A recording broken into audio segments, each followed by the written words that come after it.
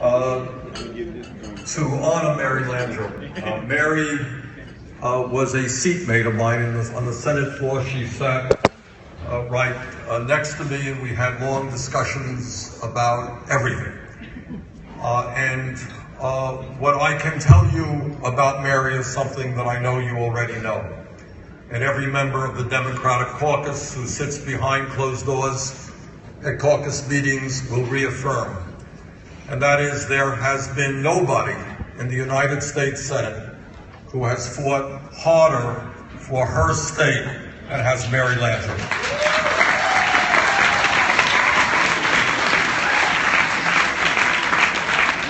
And I should also thank Mary, and this is the kind of senator she was, is that all of the painful lessons that she learned dealing with Katrina and dealing with the federal bureaucracy to make sure that New Orleans was rebuilt, she helped those of us in other states. Vermont had its storm, Irene, which devastated our state.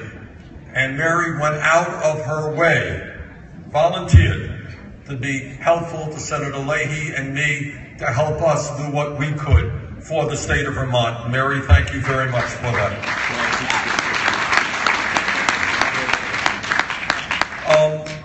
Let me tell you what I think you already know, is that I am running for President of the United States.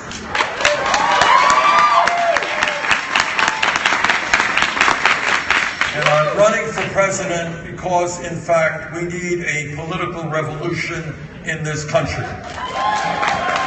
And by that, I mean that nothing is going to change when we have elections, as we just did last November, when 63% of the American people don't vote, when 80% of the young people in this country don't vote, when millions of people have given up on the political process because they don't think that Washington is hearing their pain. And what a political revolution is about is to understand that the time is now to tell the billionaire class, which runs our economy, which controls our political life, that enough is enough. They cannot have it all. And that we are going to bring millions of people together to stand up and tell them that this country and our government belong to all of us and not to a handful of people whose greed is destroying the United States of America. In my view, the great moral, economic, and political issue of our day is the grotesque level of income and wealth inequality in America. It is not acceptable to me, and as president, it will not continue, to have the top 0.1% owning as much wealth as the bottom 90%. It is not acceptable to me that in recent years we have seen a proliferation of millionaires and billionaires, and yet America has by far the highest rate of childhood poverty of any major country on earth. That is not what this country should be about. We are very grateful that in the last 6.5 years we have seen substantial improvement in the economy from when George Bush left office. That's true, and we should be grateful. But we should also understand and not forget for 1 second that the great middle class of this country, once the envy of the entire world, has in fact been disappearing for the last 40 years. Despite an explosion in technology and worker productivity, millions and millions of workers are working longer hours for lower wages. They're working 2 jobs, they're working 3 jobs. They can't afford to send their kids to college. That is not an economy which is sustainable. It is not an economy which is moral. It is not an economy that the American people deserve. We need an economy that works for all of us and not just for a handful of people on top. When the United States of America has huge unmet needs, a crumbling infrastructure, a dysfunctional child care center, mass unemployment of our young people, we need to tell the wealthiest people in this country and the largest corporations that they are going to have to start paying their fair share of taxes. They're not going to be putting their profits in the Cayman Islands and other tax havens and not paying their fair share. When we talk about what's going on in America, maybe the most important issue has to do with a disastrous Supreme Court decision on Citizens United. And by a 5-4 vote, what the U.S. Supreme Court said to the wealthiest people in America, the Koch brothers and all of them, what the Supreme Court said is, guys, you already own much of the economy. We are now going to give you the opportunity to buy the United States government. I have not made many promises in my short campaign so far, but there is one that I have made, and I repeat to you. No nominee of mine to the Supreme Court will get that job unless he or she loudly and proudly proclaims that they will vote to overturn Citizens United.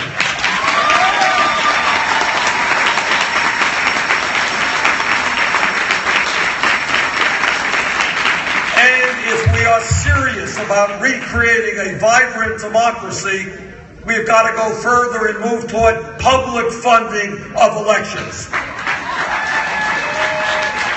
All of us who run for office, Amy knows, Mary knows, all of us, Republicans know, that we spend half our lives hustling money from wealthy people. That is not what a democratic society should be about. And that's why we need to move toward public funding of elections. Now, in my view, and I think Pope Francis did a wonderful job, and I know I am in Louisiana, and I hear you have somewhat of an oil industry here. I heard that. But nonetheless, I have to tell you what is true.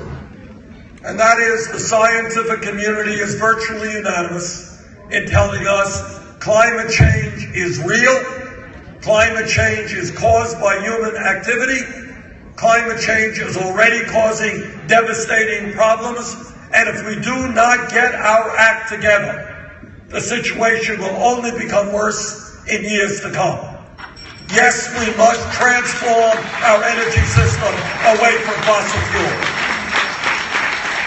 And yes, we must move toward energy efficiency and sustainable energies. And yes, we must lead the world in saving this planet from the ravages of climate change.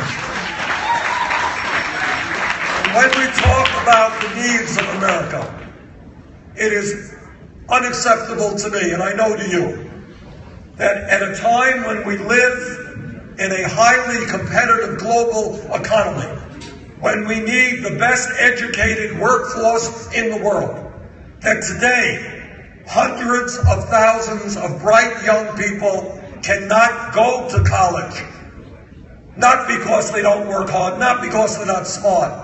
They can't go to college because their families do not have sufficient funding. And that is why I've introduced legislation that will make every public college and university in America tuition free.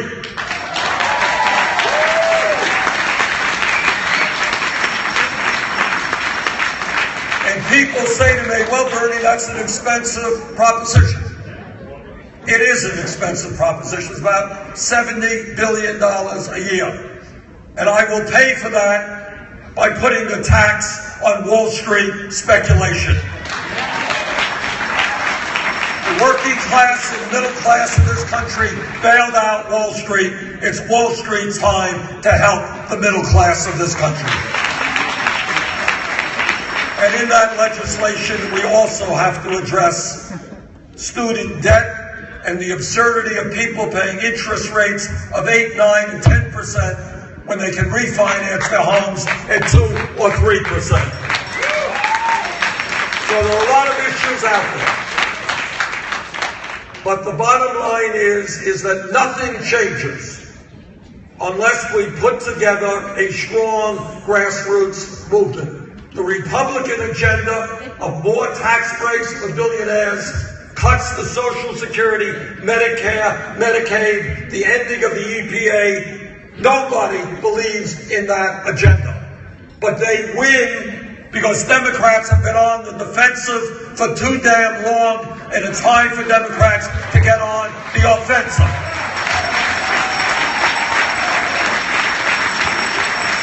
And that is exactly what I intend to do. Thank you all very much.